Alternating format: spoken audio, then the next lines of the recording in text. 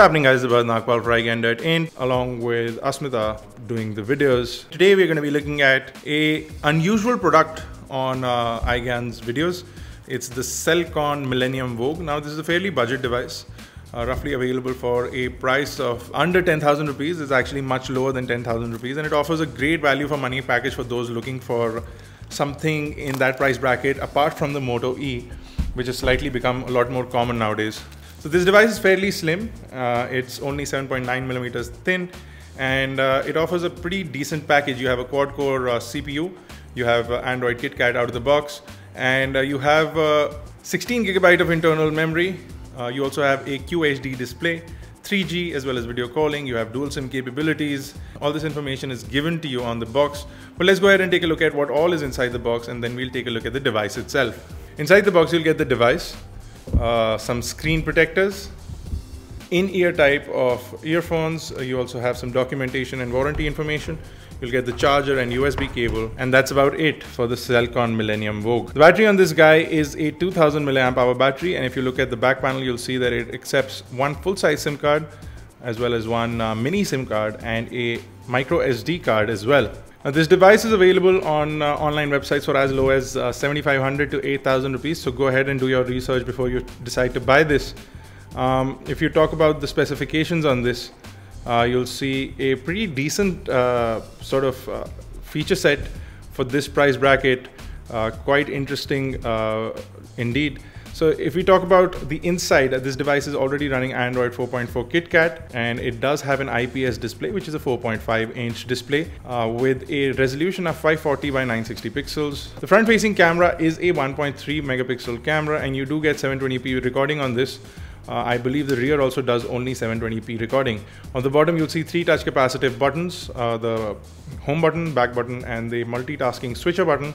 And that's about it. You have this nice soft touch rubber finish on this, and it's also sort of reminiscent of some HTC phones we've seen in the past, but it's much more slimmer than that. If you look at the right side, you'll see the power button and the volume rocker. On the top is the 3.5mm headphone jack. There's nothing on the left, and on the bottom you have the micro USB charging and data syncing port along with the main microphone. On the back is an 8 megapixel camera along with LED flash, the Celkon logo, and the bottom has a speakerphone grill along with 2 small sort of bumpers that will protect the device from hitting the ground completely, which should have been near the camera, I believe, but they're at the bottom next to the speaker so that it maintains a sort of flat profile when you put it down on the table, because it sort of tapers down, the top being the thickest point and the bottom being the thinnest. So to keep that flat parallel angle with the ground, they've put these 2 dots. The great thing on this device is that even though it is priced under 10,000 rupees, approximately 75 to 8,000 rupees, you still get 1 GB of RAM and 16 GB of inbuilt storage, along with expandability up to 64 GB using micro SD card, which is pretty phenomenal. So you get a lot of storage and a pretty decent amount of RAM for the price bracket. So if you look at the user interface, the display seems to be really bright and vivid, very colorful and nice to look at. The IPS panel helps in that.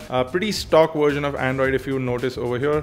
Not a whole lot going on. You do have a bunch of preloaded applications, which is mostly only going to be tests for this device, but pretty decent nonetheless. The interface is really fast and responsive. You do get Android KitKat out of the box, so that helps in giving this phone a really feature-rich sort of experience. Viewing angles are really fantastic on the display, and we are pretty happy with this. If you load up our website, you'll see that it loads up the website really fast and responsive, and it works really well for the price bracket that it's in.